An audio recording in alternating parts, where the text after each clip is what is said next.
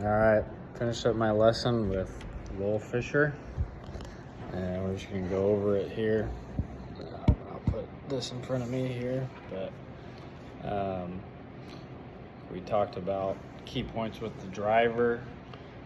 We talked about kind of how my driver is more of like, my draw is a little bit more of a hook than it is a draw, and that reasoning being it starts out a little bit further right, then it doesn't really start straight to the line that we were looking for. Like when we played the first hole, that tee shot there, you visualized something different than I did. Yeah, the path of the swing definitely was a little bit more to the right than what I originally envisioned, and so the draw was just a little bigger.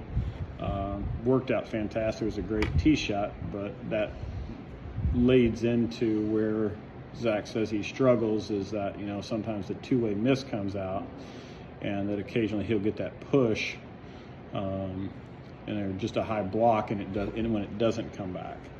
And so by swinging more in to out, he opens himself up a little bit to that two-way miss. Yeah, and then we went back to where the bunkers, or the type of shot we're calling it, is the bunker shot that we did in the previous video too. We went on the back of the green there to hit that shot, and we kind of discussed more about that shot, because it's definitely a different shot. Feeling the hands a lot lower, getting lower, and then feeling the release early at the top, and then staying really tight coming in at the end.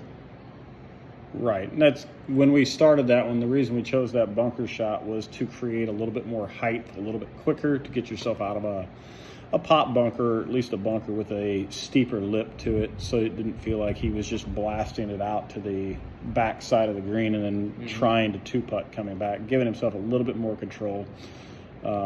Really kind of adding a utility type shot that's going to allow him to get it out with a softer feel, so he's not just chasing it across the green, something he might actually be able to get close to the hole, which definitely I feel like played into the shot that we looked at on the back. When you go over or short side yourself into a green and don't have that room to let the ball run, this way he's giving himself a little bit more versatility and creating a different way to get the ball in a better position on the pitch shot or bunker shot. Yeah, because previously, when I felt like I hit a bunker in a tournament, I was just conceding to bogey, like get it out and hopefully two-putt and just be done with the hole. And now I can kind of keep those rounds still going with that type of shot, creating a little bit more height and getting it a little bit closer.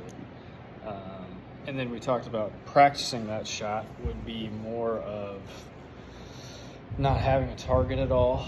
We're just going to, just figuring out how far to hit those distances and just kind of playing around with the shot more than anything. Right. I'm a big advocate in believing that, you want to practice the technique first before you start trying to get it close to the hole. And when we out there with holes on it or something, we can easily be distracted by a bad shot that ended up close to the hole, as opposed to a good shot that I actually am still thinking about what I'm trying to do and get the technique down before I try to get it close to the hole. Yeah. Anything else you saw out there? No, swing looks good. I mean, like all of us, we just need to spend a little bit more time practicing, and we actually want to get better. Yeah. All right. Thank you. You're welcome.